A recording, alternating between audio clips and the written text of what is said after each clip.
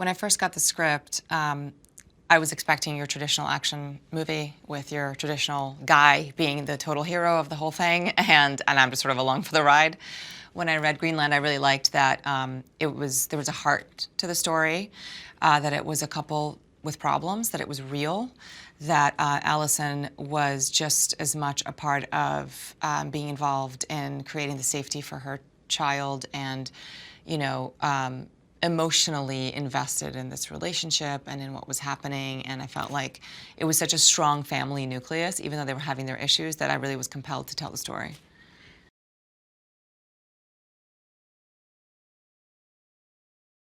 When the movie starts, Allison is pretty pissed at John. I think she's trying, for the sake of their child more than anything else, to hold it together and to give him another chance. I don't think she's there yet. I don't think she's ready. I think she's still angry and resentful.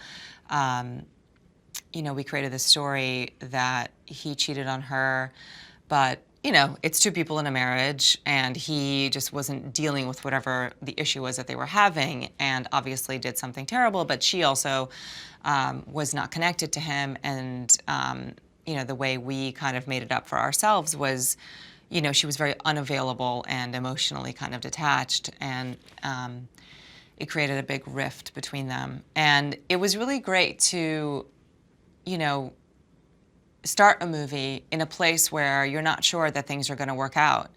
And it gives you somewhere to go in the end, and I thought that was really exciting.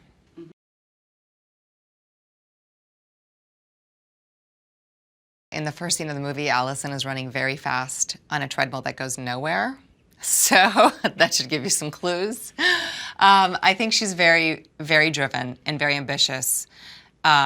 She wanted to create the perfect family, and I think that's something that I relate to very much as a woman, is you want to be the perfect mom and the perfect wife and the perfect everything, and it's impossible. And I think she painted herself in a corner in that way, but I think she's just working out her demons, and I think she's somebody who goes hard. You know, she really fights for what she believes, fights for her family, fights for her kid. She's incredibly strong and willful and confident, but she's a little bit broken when you see her in the beginning because she's been through so much. But she's really trying to kind of, you know, patch over those cracks and not let them show, and pretend that everything is going to be okay, even though that's not what she's feeling right now.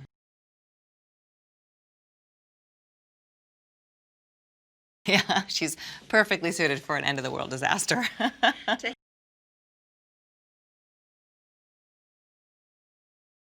Yeah, Allison, you know, I think getting your kid taken away from you is probably the worst thing that could happen to a mom. And that's exactly what happens in the movie. And she, you know, though perfectly equipped to deal with stress and, you know, somebody who does not flee at the sight of danger, that is a complete and utter vulnerability that hits her really hard. And I'm yet to shoot that scene. I'm really, really, really not looking forward to it, because it's a place emotionally that I'm going to have to get to that I really don't want to get to. But speaking about Allison, I think she's, you know, thank goodness she is who she is, and she's a fighter, and she just is going to do whatever it takes to get her kid back. She's going to run down that highway. She's going to find where they are. She's going to figure it out, and she's not going to give up until she does.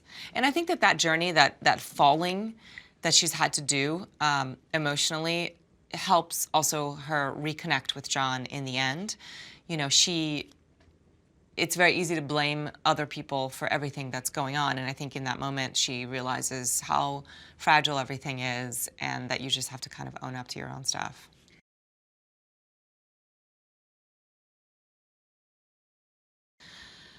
You know, I think we got lucky. I think the Garritys got incredibly lucky. I mean, obviously John is an engineer and has that ability to offer, but I think it's more about, you know, some people didn't, and we see all of our neighbors not getting chosen, and it's a incredibly harrowing scene that we had to shoot, where you're leaving people behind and you want to take everybody with you, but you realize it's not going to work and there's nothing you can do. And I think Allison feels very guilty about that, and it's a tough part of the movie to even understand, you know, like, why us? But I think that's a question that is throughout the movie in many different ways. Why us? Why is this happening? Why is the world ending? Why are we in this point that we are now? And how do we build ourselves back together?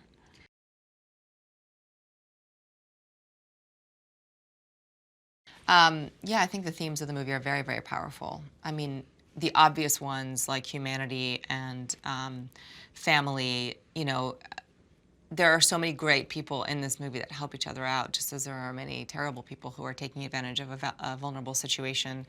But I think ultimately the movie is positive, and the rebirth of, you know, the human race is going to happen, and we are going to survive in the face of this incredible peril. And, you know, it does make you think about your life a lot and make you think about what would happen if this actually happened to us. And it doesn't seem that far off. I mean, it doesn't seem that crazy. That's what's so scary about it. And it's also what drew me to the movie. Is it's an action movie. It's fun to watch. It's harrowing. It's terrifying, but it's very real. It is something that is very palpable and plausible.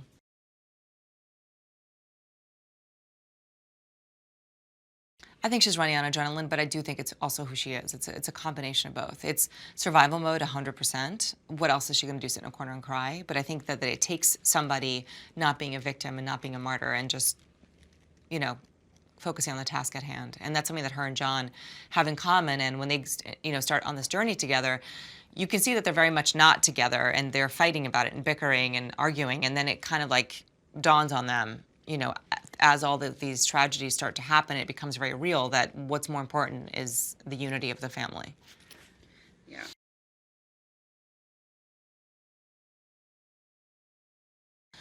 I keep joking that if it hadn't been for this comet, who knows if they would survive, this marriage would survive. So in a way, it's a good thing.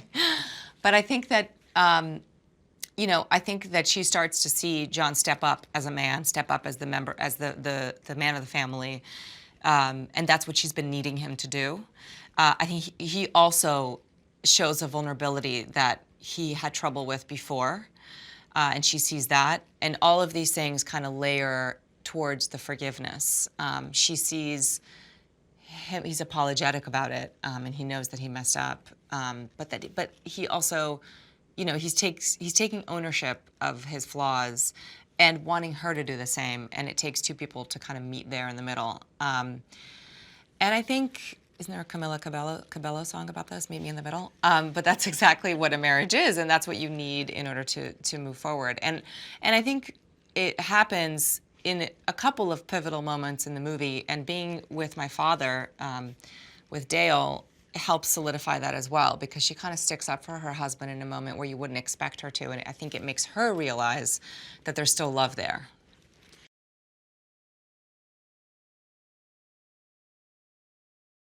I didn't really expect, it kind of caught me off guard, the relationship with my father actually in this movie, because I thought, you know, he's kind of a hard man. He's definitely somebody who's stubborn and willful, and he's got his guns and his farm, and, you know, a little bit emotionally disconnected, I guess, but you could tell he loves his girl, you know, and that she's very much daddy's girl. And that was really nice to have that anchor in the movie. When she loses her kid and finds him again and reconnects with her husband, and all of that happens at the farm or close to the farm, to home, to what was home. And I think that's very, very powerful. And seeing her father in that moment, I think, is what makes her be able to let her guard down. And you don't see her doing that much in the movie, where she just kind of loses it and is able to feel that intense vulnerability and pain. Otherwise, I think she would fall apart if it hadn't been in that moment.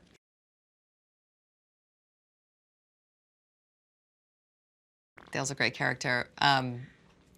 You know, I've had this. I don't know if this is what Scott Glenn was thinking about when he was playing the part, but I always assumed that my mom was kind of like the lighter presence in the family, and that he was much more obviously the patriarch, but like a little harsher, a little more brusque and rough. Yeah, but then she passes away, and I think that softens him up a bit. And I think that, you know, his girl also softens him up, his daughter.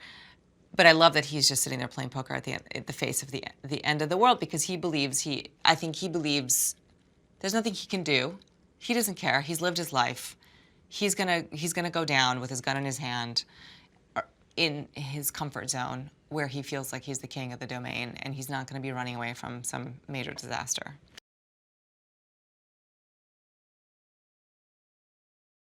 You know, a lot of the stuff that I have to do is much more emotional and heart-driven. And, you know, he's great at, like, sussing that out. Rick can, you know, can see, you know, when we get to a scene that is very emotionally important, that drives the story forward and the connection to the audience. You know, he's the first to say, okay, this scene, we really need to hit these moments. This is what it's about, and we'll talk it through. And as you've seen on set, there's not much rehearsing going on. And I kind of love that because the mistakes are in the movie, and it's very human, and it's very frantic, and it's very, like, you know, just what it feels like, what it would feel like if you're actually doing these scenes in the face of a disaster. So, you know, as far as the stunts go, I think he's wonderful at that aspect of it. But he's also great at just knowing the beats that need to be hit emotionally.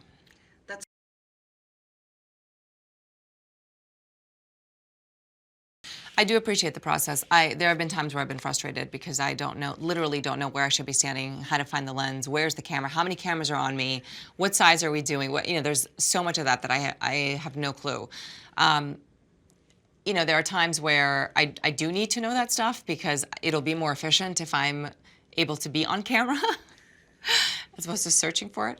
But I quite like that there isn't a hard mark, that we have the flexibility to, you know, we're working with a kid, to check on him, to look down, to be down, then up, then look around, then, you know, something falls, you use it in the scene, you grab it again. You know, it's very, very real, very human, and I really love that as well. Mm-hmm.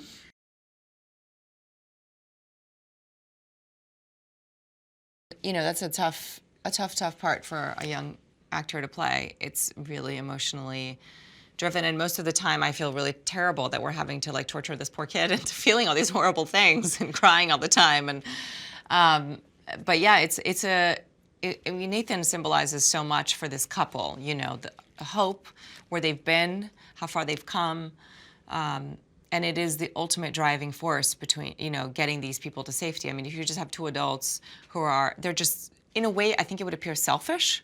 But because there's a kid involved and the future is really his, it symbolizes so much more in the film. And it's, you know, it's become this sort of like a part of me. You know, I always have my hand on him. I'm always looking to see what we're doing. Is he safe? What's happening? It gives you this sort of like ultimate purpose in the movie that's really powerful.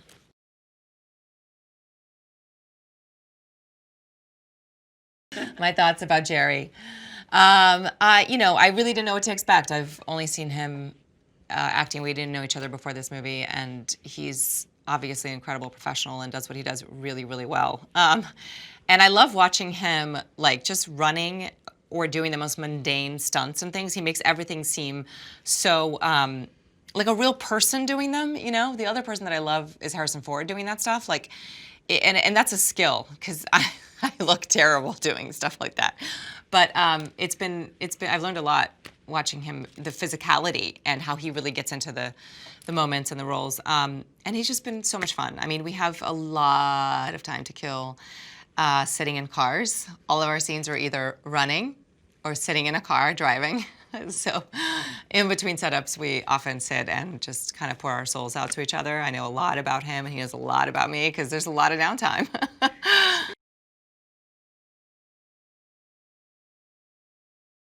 Like whatever footage was, whenever the cameras were running or whatever was, like, we should have been like on the behind the scenes in the car, because I've taken some videos. It's been really fun. We have a good time just chatting. He's become a real pal.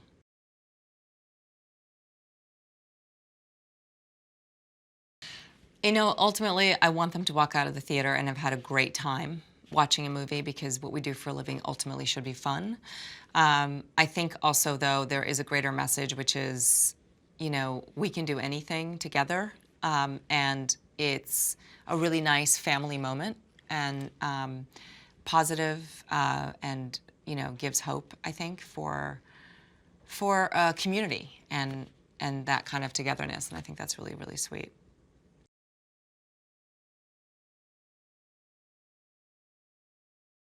What would be my plan? You know, this movie has made me realize I'm very ill-prepared for a disaster. What would be my plan? obviously safety, where is safe, getting to safety, getting my family together, just doing whatever it took. And then if I couldn't reach it, it would just be to try to spend the last few moments together as much as possible. That sounds terrible. I just made myself really sad. No, I know. Hi there, movie lovers. Debbie here with today's movie fact. Ever wondered how astronauts spend their time in space? Well, Apollo 13, Armageddon, and Around the World in 80 Days are among some of the movies NASA keeps aboard the International Space Station. Remember to click below to subscribe, on the side for more great content, and if you like my t-shirt, you can get it at the link right below this video.